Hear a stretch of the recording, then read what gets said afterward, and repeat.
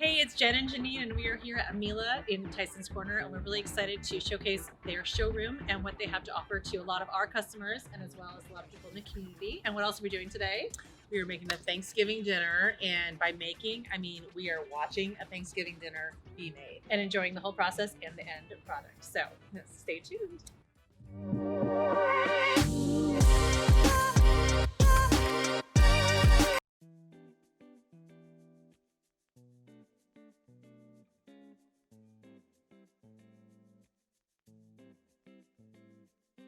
Well, welcome to the Miele Tyson's Corner Experience Center. And Thank you. today, oh good. Today we're going to create an entire Thanksgiving dinner stress-free. Believe it or not, it'll be stress-free. And the key to a good Thanksgiving dinner is timing. Absolutely. You need to know what to make ahead of time and what to make last minute. And I'm going to show you how that works. Perfect. The first thing we're going to do, because it's the first thing that has to go in the oven, is our turkey. And there's a million ways to do a turkey. You could put it in a bag, you could deep fry it, which I would recommend doing outdoors. But the way we like to do it is to create a nice melted butter.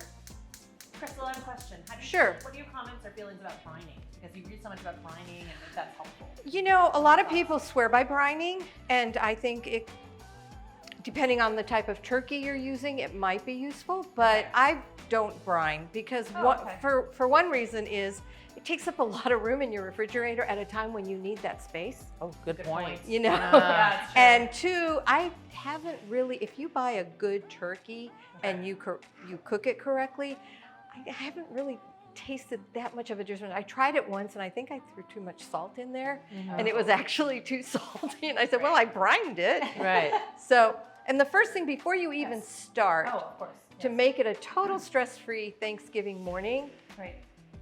glass of wine. Oh. Everybody. I mean, cheers. Cheers. Happy Cheers. holidays. Cheers to Happy Thanksgiving. Thanksgiving. So, once your butter's melted, the spices I like to use on a turkey, they're basically the spices of Thanksgiving. It's Right. sage, rosemary, and thyme.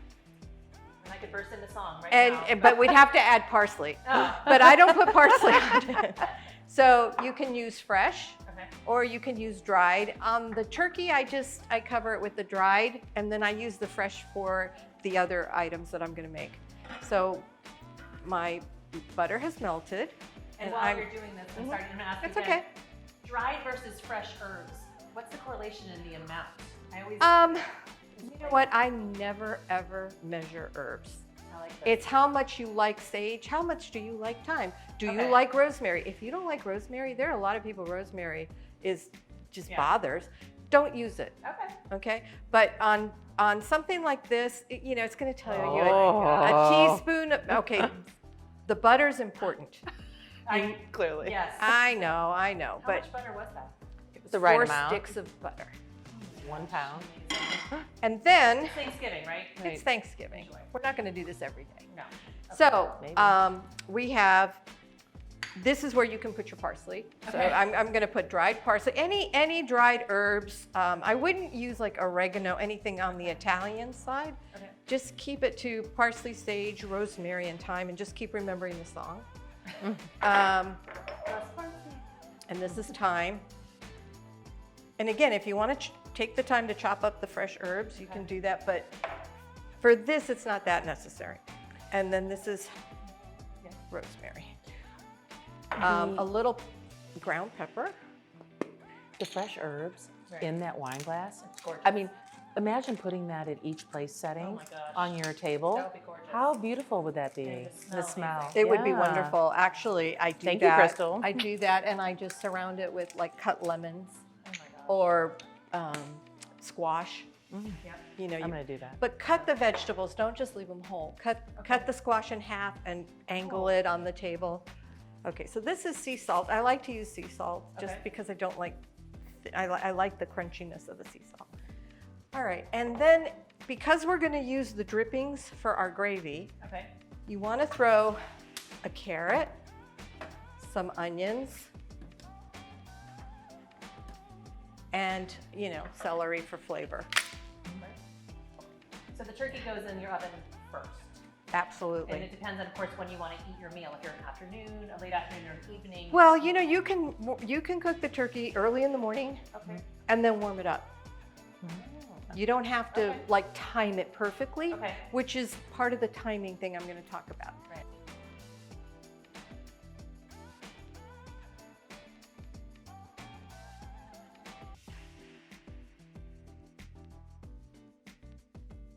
Thyme sprigs and throw them down there. Again, we're just trying to flavor the Yeah. drippings so when we make the gravy, the flavor's in there. Some sage. I'm going to say this, and I don't know if this is good on camera or not, but if people can smell how this space smells right now. Well, that's I've been Thanksgiving. transported. That's Yes. the whole I've been idea. Yes, it- transported to Thanksgiving Day. Well, It's we need amazing. smell-o-vision. What you're smelling actually is, I've taken the giblets out of the turkey. Okay. I put them in a pan with water, celery, everything I put in the pan. Yeah. I put it into the smaller pot here. And we're using our induction cooktop Okay. because what induction does is it holds it at a temperature forever. I don't have to worry about it getting burnt. You know, I can put it at a low temperature and I can have it going all day. And that smell is what you're smelling because I've put in the aromatics in there too. The sage, the rosemary, and the bottle that. thyme. I know. It's a wonderful wonderful smell. It really is a wonderful smell. And this is where, I don't know if you know this, but giblet gravy, when you hear the word giblet gravy, these are the giblets, the neck. Right. And a lot of times, once it's cooked, people will take the neck, it'll cool down and pull the meat off of it and throw it into the Right. gravy. I don't do that. I just use it for the flavor of the turkey, but I'm sure it's very good. Yeah.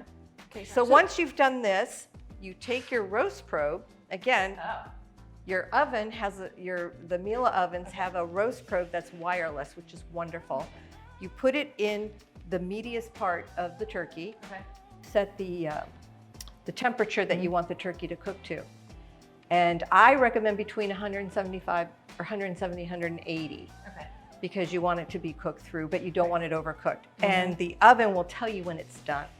Wow. If you, That's a smart oven. I still like to open the oven and baste, which I shouldn't do because Old it habits die changes. hard. Well, Yep. it changes the temperature, but it's just part of the tradition. If you're smart, you'll leave it in there. Okay. Don't touch it, and put the burst of steam setting, and that will baste it for you.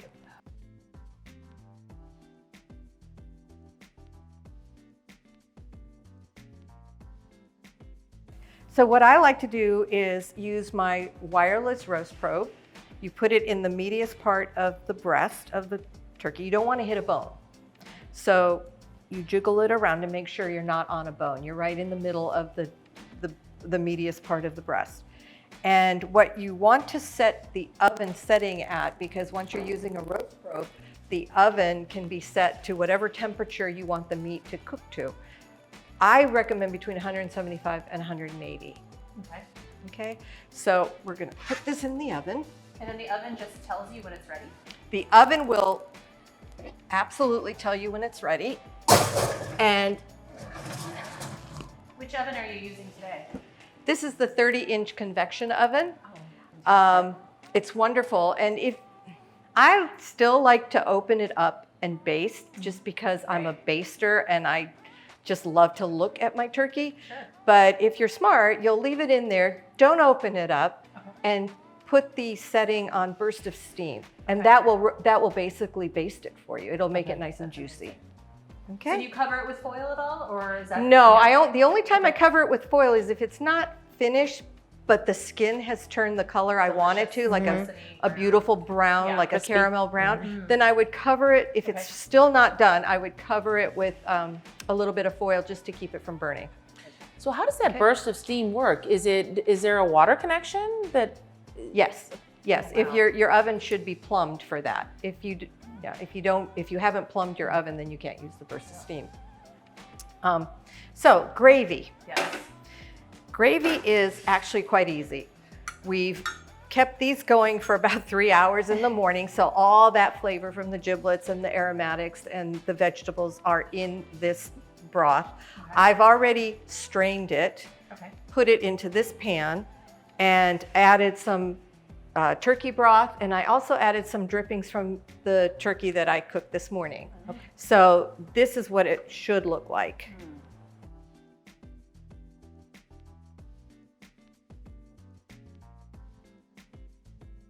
So once your turkey has rested, you're gonna carve it, and if there's somebody in your home who loves to carve the turkey, let them carve it. I like to use my Vitronics knife. I bought this online. It is the best thing I ever bought because you can carve anything with it. Roasts, It slices. pork it loins, dices. and it really does a good job. And they're not paying me to say that. So what you want to do is follow the bone on the breast. Here's another little Yes. trick. Now, some people like to carve right off of the turkey.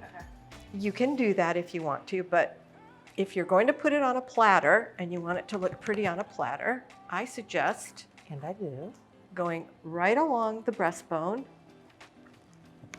See how great this knife is? And it's so big that it can just lift things. So before you put it on your platter, and you want to cut it at an angle because that is the angle of the breast. So if you were slicing it off the breast, you would go at that angle as well. So try to keep the skin on because that little edge of skin is colorful and it's, I think it Delicious. just brings a lot to the look of the turkey.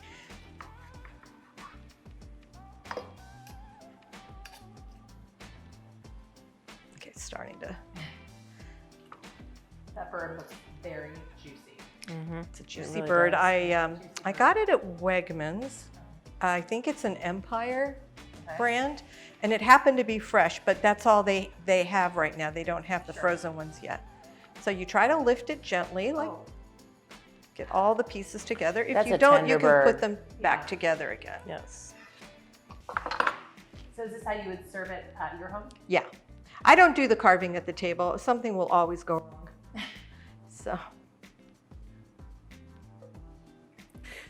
I'm so happy to know that you like the flash frozen bird because Yeah. for me, that's always the pressure. I want to wait to the last possible moment and reserve the fresh bird. And there's everything that goes along with that. If I can buy the flash frozen, that's one more thing that I don't have to worry no, about. do that. And you know, it takes a few days to defrost those, Sure. but you want to defrost it in your refrigerator if you at all can.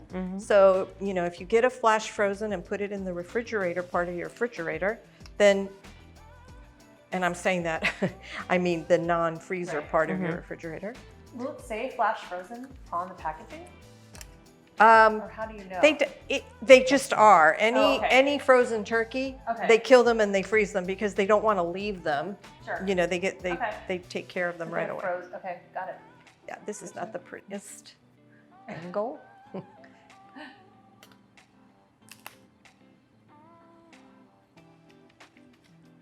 Now, if you have people who don't want skin, tell them to go home.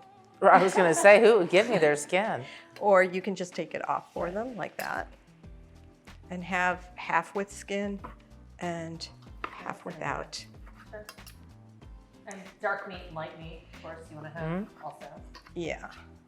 I don't know about your house, but we fight over the legs, believe it or not. Oh, really?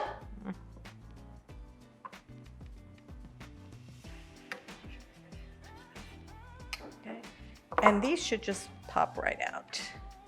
So start to finish, how long did that bird take to cook? 2 hours, I think, about 2.5 hours. But we were using convection bake, which always makes things move a lot quicker. That's fantastic.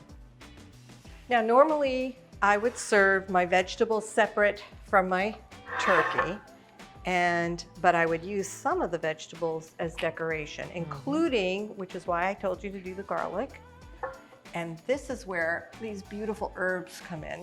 Whatever you have left over, you don't want to waste. They can be used as decoration. And I know some chefs don't put anything on a plate that you can't eat, but I think there's an exception to that rule at Thanksgiving because these are just so gorgeous.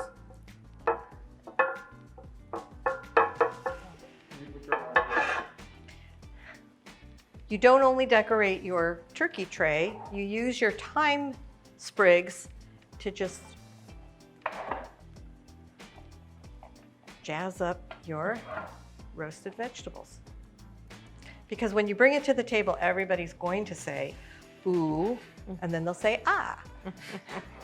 And if they don't. Andy's dishing up these wonderful leek mashed potatoes. And again, that was just a very simple recipe. You can follow the recipe with russet mashed potatoes. And I saute my leeks slowly, otherwise they will burn and they'll look brown. These are not brown because they were sauteed very slowly. And you want to cook them through because otherwise, if you take a bite of them, you're going to get a crunchy leek, and that's not what you want in a mashed potato leek casserole. What you're also going to notice is how moist the potatoes are. They're so creamy and they're so moist. So I don't know if you can get a close up of that, but that's just stunning. And there's just one more thing to gild the lily. Oh. If you have oranges or pears, I like apples because it's just another color. And you leave them with the seeds in because they're so cool looking. And that's all you need to do. How pretty is that? And then it's it's picturesque. And everybody will say, what will they say? Ooh. And then, okay, we got it. From the Moss and Miele families, thank you for visiting our showroom today. Cheers. Cheers.